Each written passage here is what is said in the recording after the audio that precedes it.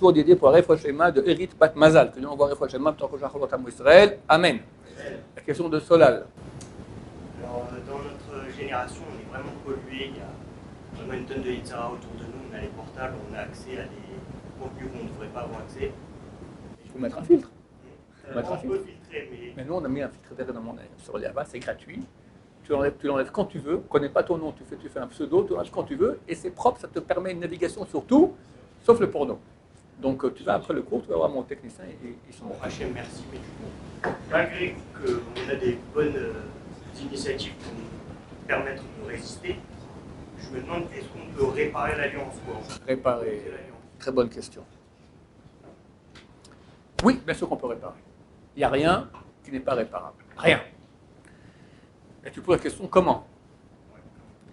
La meilleure réparation de quelqu'un qui a touché aux interdits sexuels, ça veut dire Zara Batala, ou pire, ça veut dire carrément toucher, et pire, avoir des relations avec des femmes, d'accord? C'est bien d'avoir des relations avec une femme. Bien sûr, bien sûr. Ah ouais. Il est vrai que Shulchan Aruch dit que Zara Batala, c'est le pire des péchés qu'il y a dans la Torah. Tous les commentateurs à côté disent, oui, façon de parler. C'est clair qu'avec une femme, c'est beaucoup plus grave. Preuve en est que Zara Batala, c'est pas carré. Quand on est avec une femme, si c'est une goya, alors c'est un karet de la banane. Si c'est une juive, elle ne va pas au mikvé, forcément elle ne va pas au mikvé, c'est un karet de oraita. D'accord? On m'a posé la question une fois, qu'est-ce qui est pire? J'ai fait un cours qui s'appelait ni ça, ni point de suspension. On m'a dit, qu'est-ce qui est pire, la goya ou la juive? Ou Zera al-Batala? Alors c'est clair que Zera al-Batala c'est très très grave, mais c'est moins grave que les deux premiers. Entre les deux, la goya et la femme juive, alors, d'après le sens simple, la femme juive, c'est plus grave, parce que c'est karet. Alors que la goya, c'est pas karet. D'après le Zohar, la Kabbalah, c'est bien pire, la non-juive, que la juive. Donc, dans tous les cas, on est fichu. Donc, ni ça, ni. Alors, il y a un tikkun pour tout. Le plus grand tikkun, pour les hommes, l'imout Torah. Mais suer, chaque goutte de sueur que tu as, tu ne comprends pas, c'est dur, c'est casqué, tu n'en peux plus. Chaque goutte de sueur, c'est une goutte interdite qui est sortie, qui est réparée. Il n'y a rien qui répare plus. Non, même pas besoin. Maintenant, une fois que tu es un bon juif et que tu dis beaucoup la Torah, tu as beaucoup réparé, alors on peut peaufiner, ça veut dire le 1% pour bien finir, il y a des tikkunim, il y a un tikkun de jeûne de Rabbeinu Hari. Quand tu auras fini, tu vas voir, je te dirai comment on fait. Mais ça, c'est pas ça l'essentiel. L'essentiel, Torah. Et plus c'est dur, mieux c'est. Voilà. Pour les femmes, pas les Rabatala, mais elles font les péchés avec des hommes, les femmes. Non, les hommes ne sont pas tout seuls sur Terre, c'est aussi des femmes. La plus grande réparation pour les femmes, sniout. Sniout, pudeur. J'ai eu des cas, Dieu en préserve, de femmes qui m'ont appelé, qui ont fait l'adultère. Et elles m'ont dit, je veux une réparation, mais je suis certaine que je ne vais pas en enfer.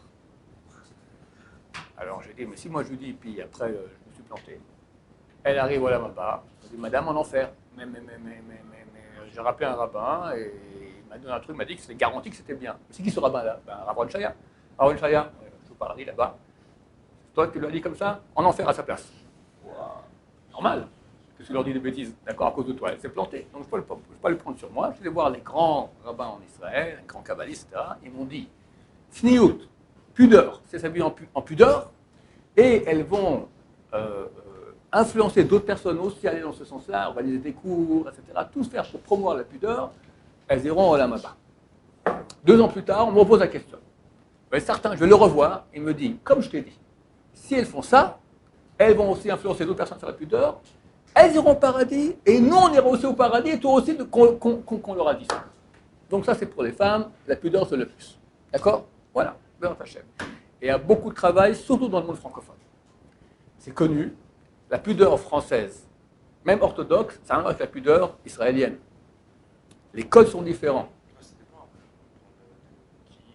C'est vrai.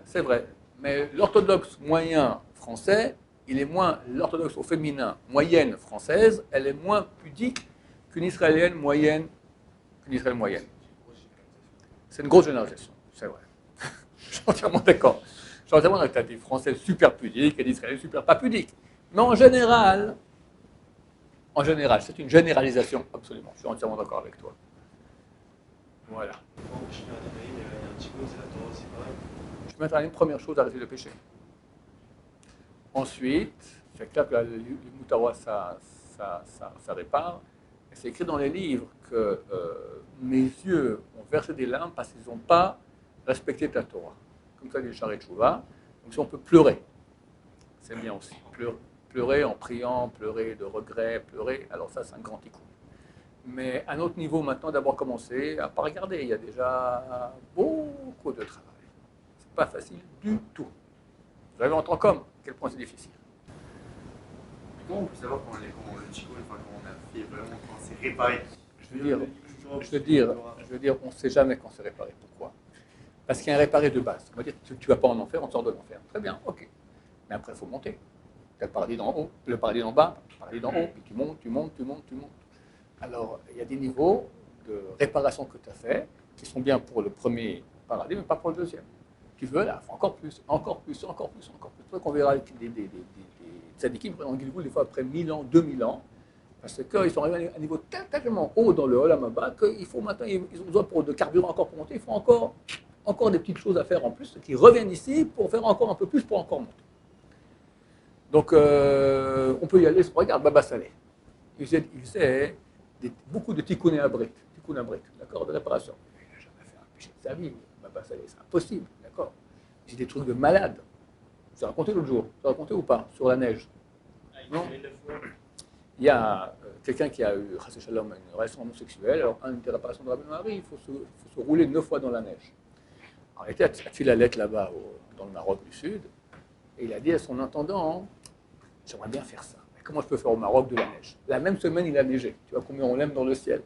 Il est assis sur le toit, il a mis des merkitsot, des parois avec son intendant, et là, mets-moi de la neige dessus, il s'est roulé comme ça, il a fait. Il n'y a pas besoin de faire ça. On va pas s'aller avec un homme, et ça va. D'accord? Néanmoins, on fait ces choses-là parce que ça fait monter plus. Ça ne nous concerne pas, toi et moi, Baruch Hashem. Mais commencez déjà à faire attention aux yeux et réparer avec beaucoup de Torah, beaucoup de prières. Bezrat Hashem, ainsi on ira au paradis le plus haut. Amen. Baruch Adonai, l'olam amen, amen.